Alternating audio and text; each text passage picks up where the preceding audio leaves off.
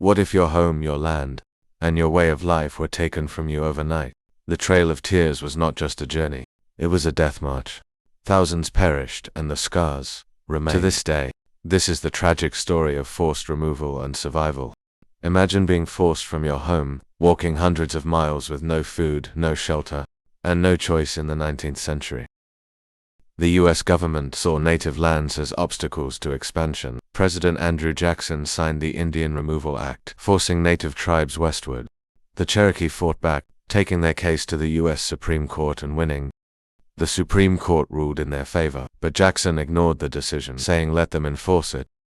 Then the soldiers came, families were torn from their homes, given no time to prepare. Thousands of men, women, and children were forced to march through brutal conditions. The cold, the hunger, the exhaustion, many would never make it to their destination. Over 4,000 Cherokee lost their lives, victims of a cruel policy that saw them as expendable. The government promised protection, land and peace, but they lied again and again. Arriving in unfamiliar lands, many faced starvation and hardship with no support. The effects of forced removal didn't end in the 1800s.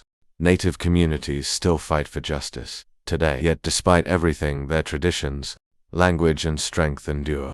The Trail of Tears was meant to erase them. Instead, they survived and thrived. The past cannot be changed, but we can learn from it and fight to protect Indigenous rights today. The Trail of Tears is not just history, it's a warning, a lesson. Injustice and injustice honor their memory. Learn the truth, share their story.